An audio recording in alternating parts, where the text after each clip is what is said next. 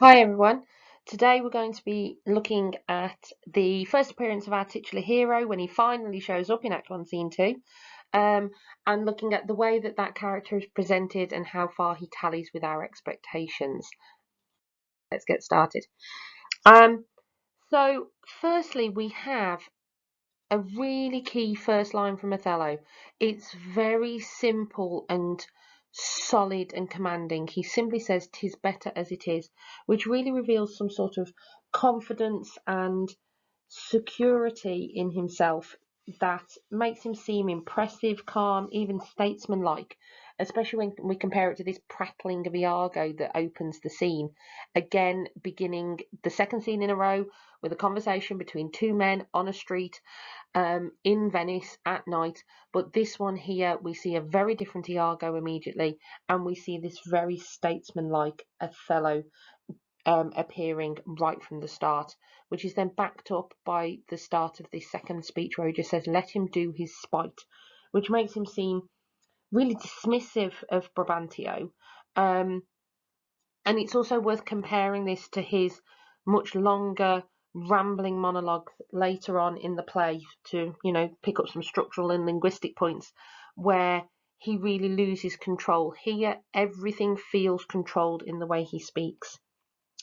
Othello seems supremely confident that he's worthy of his marriage, such as this line I've highlighted here: "I fetch my life and being from men of royal siege." Um, and perhaps this, therefore, it can be seen as a good example that it's easier to ask for forgiveness than permission. He feels that he deserves Desdemona, is worthy of Desdemona, and if it's presented as a fait accompli, will get away with having married Desdemona. We get this suggestion here in this highlighted line that his status should outweigh objections to his race as far as his opinion is. He comes from royal stock, regardless of where that royal stock may come from. That status outweighs his Moorish sort of outsidering.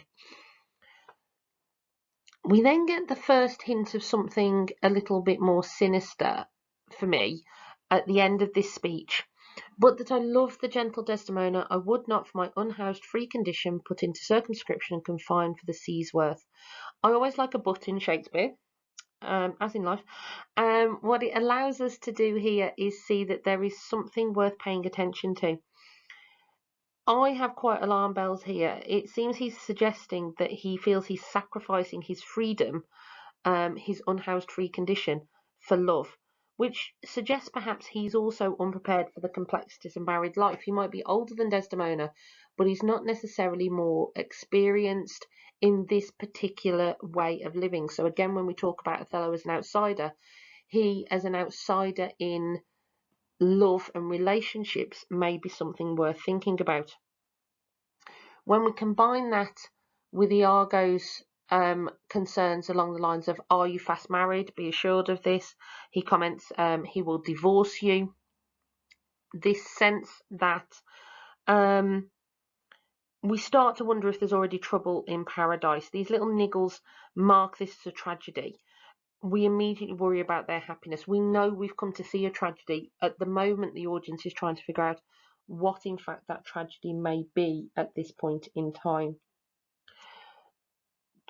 So we get this real contrast between the jabbering Iago, the stoic Othello, really marked here, and makes a really nice contrast to the ending of the play, in which, particularly sort of if we look towards Act 4, where that's really inverted.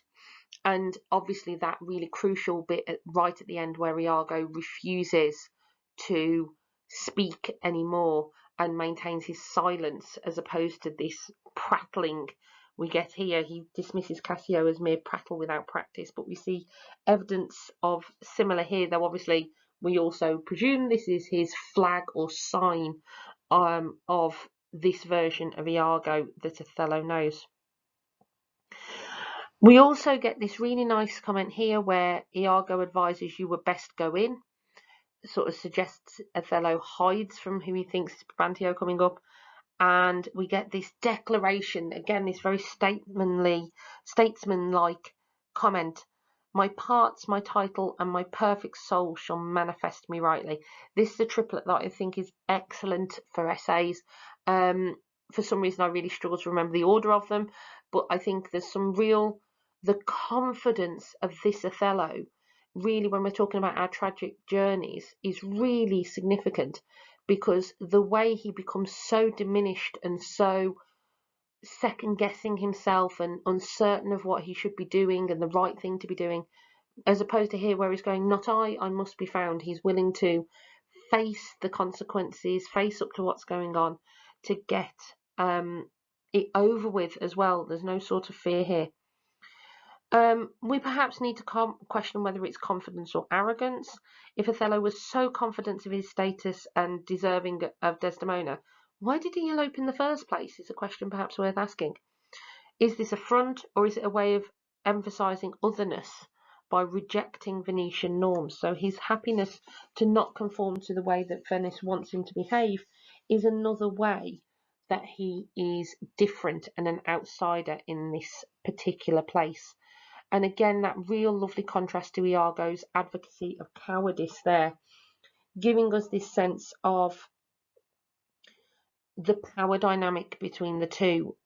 And we also then have to ask ourselves how much of that is that Iago has created versus how much of it is perhaps, better word, truth.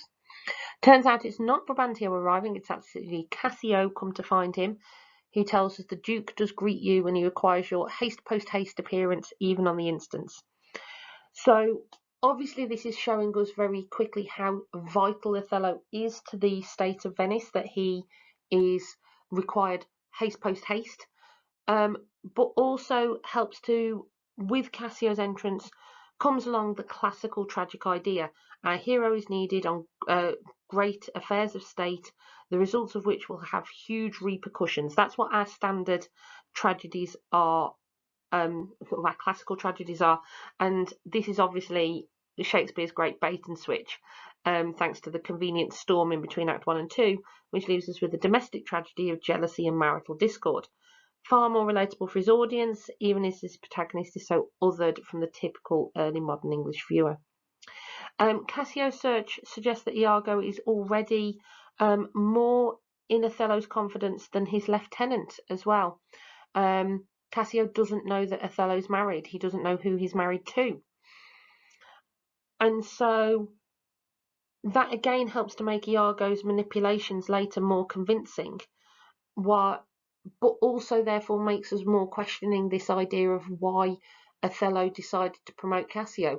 It seems to give credence to the idea that he genuinely thought Cassio would better for the job and has put public responsibilities over his personal feelings. Othello clearly at this point seems to have more affection for Iago. Iago was in on this secret marriage, but then has felt that in the public formal setting of the arrangement of the army that Cassio is more deserving of that post. Though again this starts to jar a little with later on, where we hear that Cassio helped Desdemona and Othello's relationship. I do wonder sometimes if we just have a little bit of an editing issue here from Shakespeare. Now, what it also does here is, whilst emphasising Othello's confidence in Iago and emphasising Othello's importance to the state, it also encourages us to echo this confidence in Othello and Desdemona's marriage. When he seems so confident and so secure in what's going on, it's hard for us to feel that this is anything that really should be a problem. And then we finally get the arrival of the comedy rabble, who we left at the end of Act 1, Scene 1. We have Brabantio immediately identifying Othello as a thief again, a word he'll use a couple of times as we go through. We get it again here. Where hast thou stowed my daughter? Like he's nicked a bag or something. Presumably still in his nightie, just to make it a bit more entertaining. And again, you get this wonderful contrast here with Othello, who speaks much less than Brabantio, and here I think less is more. Okay, Othello's silence here is not a sign of weakness, it's actually a sign of strength, Brabantio looks more and more ridiculous and easy to dismiss the longer he's ranting at this very calm, confident, in control, stoic character. So as Othello has this line, "You shall command more with years than with your weapons," Shakespeare's positioning Othello as rational versus Brabantio's absurdity, despite the fact that, by social standards, Othello is very much in the wrong.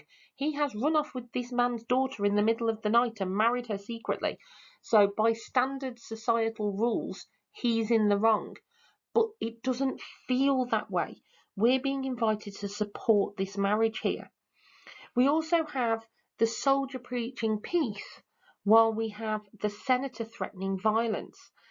Venice appears to have been thrown into disarray, perhaps reflecting the deep transgressions committed by Desdemona and Othello, or perhaps foreshadowing that no one really is going to behave as expected later on. We're starting the play with these unexpected behaviours that perhaps we're going to continue. Brabantio's rant is immediately uncomfortably racist to me. I'm not sure what comfortable racism might look like, but this definitely makes me uncomfortable. He immediately begins with this idea that she has been enchanted, this idea of chains of magic. We have this sort of almost slavery imagery going on. And it's telling us that Brabantio really believes in these crude racial stereotypes and that he's utterly incapable of even entertaining the idea that Desdemona would choose Othello. We also get this reference here to the wealthy, curly darlings of our nation, someone like Rodrigo.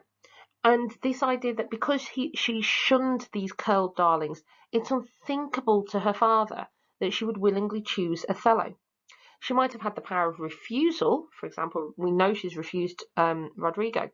But by making an active choice, which is so clearly beyond the accepted norms, that makes less sense to him than magic. It is so unthinkable that she would make this choice. As I said, Brabantio's long speech actually, I think, becomes negative here, turning into a bizarre rant. But at the very end, we are reminded of his power as he tells us, as he commands, subdue him at his peril. He is a powerful but irrational man that poses a serious threat to our characters. Perhaps another little bit of foreshadowing. This is contrasted with Othello's comment that if it were my cue to fight, I should have known it without a prompter.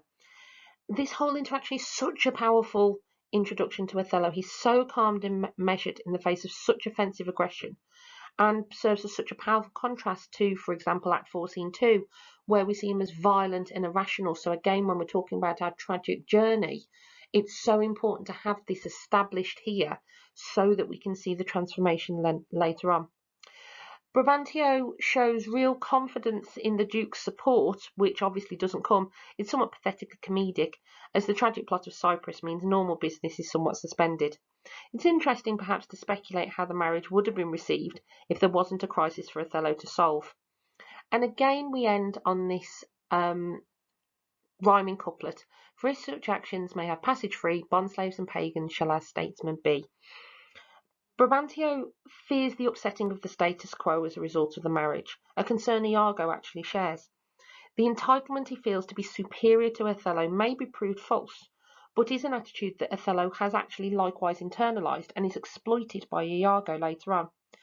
The systematic othering of Othello that begins here, or perhaps hasn't begun here, has begun a long time ago, but is exemplified here, by Brabantio and all he represents, even if the Duke, etc., don't appear to agree, is something Othello expects, and so is something that can be exploited to ensure that he readily believes that Desdemona may also regret her choice in her free choice of Othello.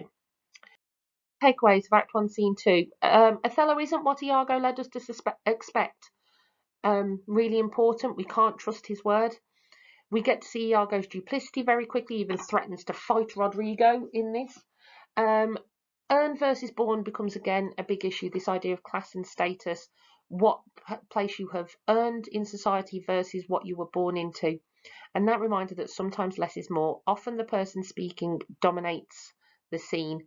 Here, it's actually Othello's silence that dominates it instead. Okay? And I will see you for Act 1, Scene 3. Thank you very much.